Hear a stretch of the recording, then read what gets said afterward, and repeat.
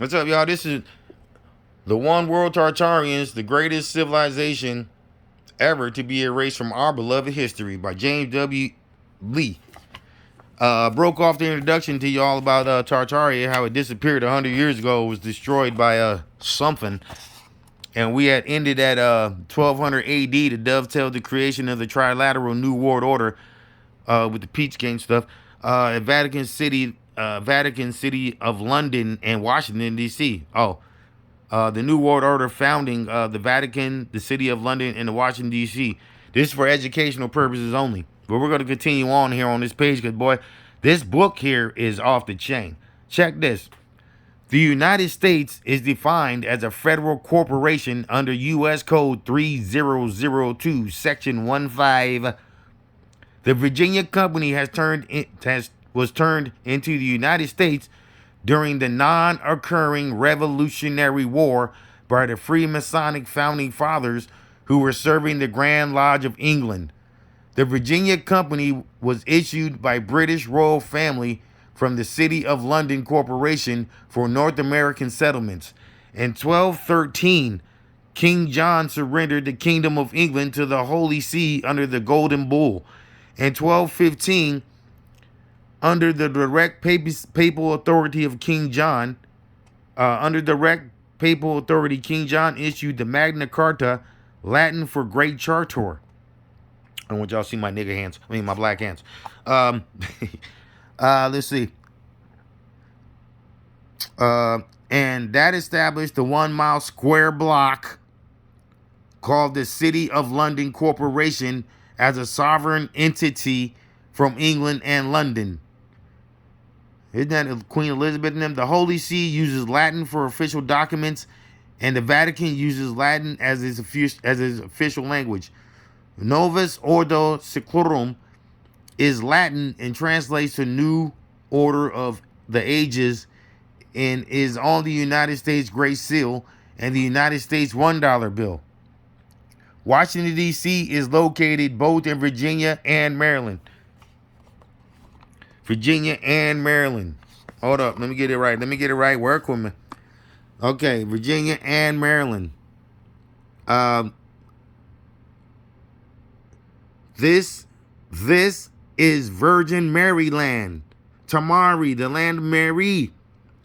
Washington, D.C., District of Columbia, was originally called Rome in 1669, which is stated in the Catholic Encyclopedia.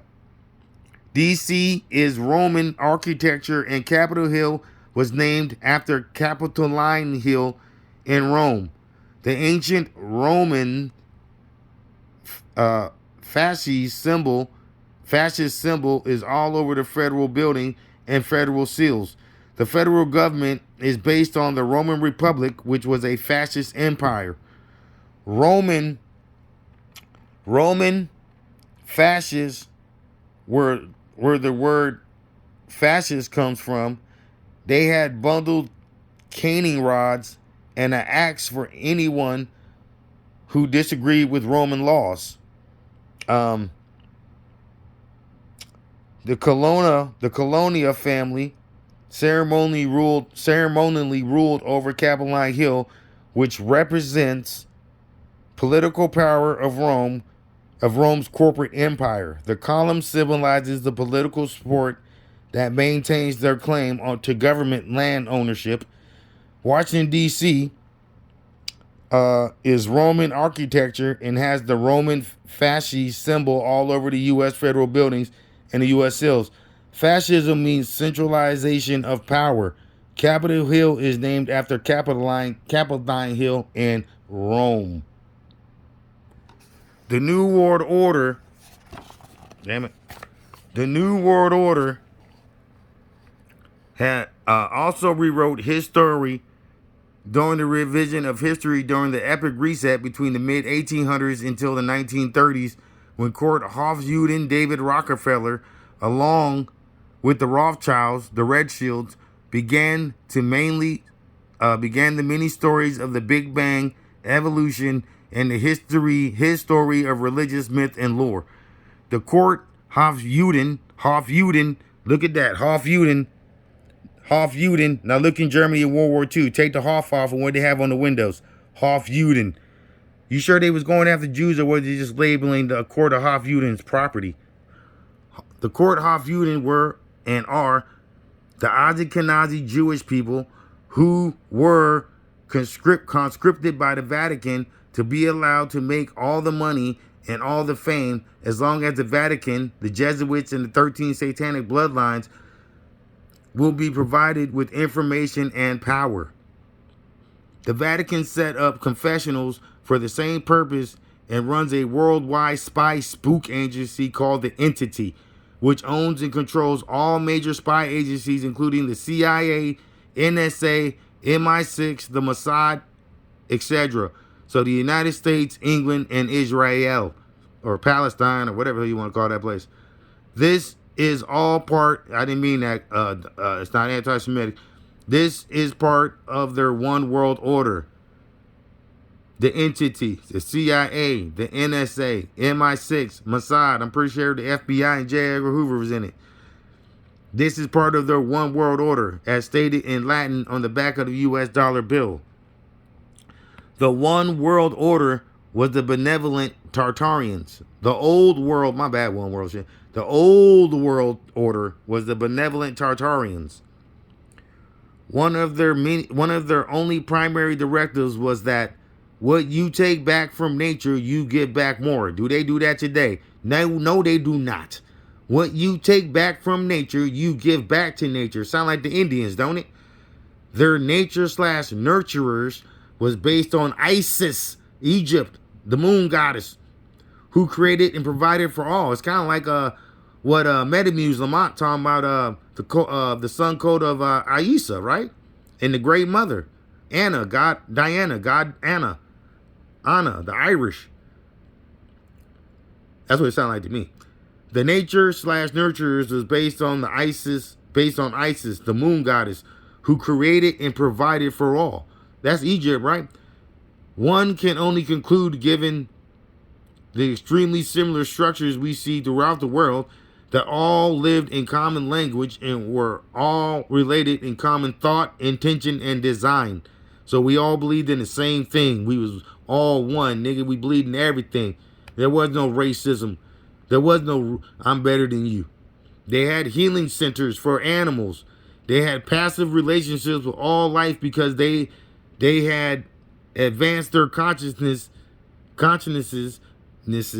to emanate love and benevolence to all. Now, what do we emanate today? Hate, gossip, backstabbing, freak-offs.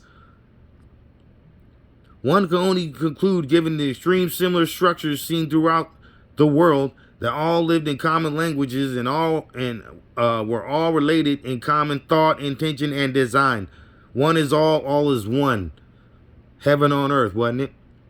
One can only, I did it. They had healing centers for animals. They had passive relations with all life because they had advanced their consciousnesses to emanate love and benevolence to all. Their flag was the griffin, which was a real animal. The griffin was part human, part eagle, part lion, and part androgynous bull.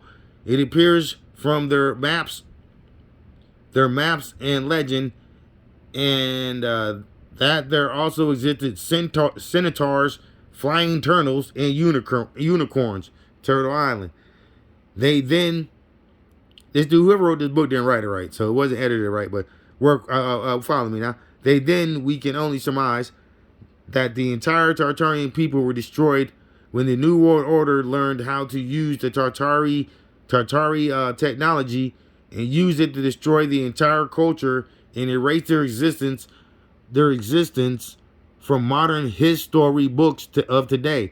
If you look carefully at the photos and images in this book, you will see these massive buildings that would mean they were hundreds of millions, maybe even tens of billions of Tartarians that were eliminated when the healing technology was used to destroy. Radiation.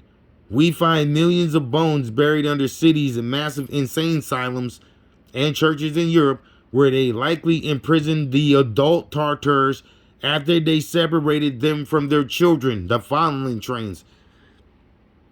to be sold for slave labor, and shipped to fondling trains that had crematories and large graveyards on their sites. Talking about the Holocaust and the crematories, huh?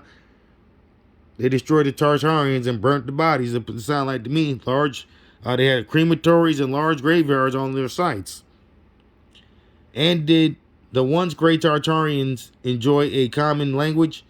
As to the Tower of Babylon suggests, Britain has over 44 dialects alone. So now, do we languish in our languages created by the New World Order and the Phoenicians, so that now our definitions are to deaf Phoenicians, and we babble on and on with all the varying dialects, including idiom and Roman Latin etymologies? I can't say that word. What do you think about that, players?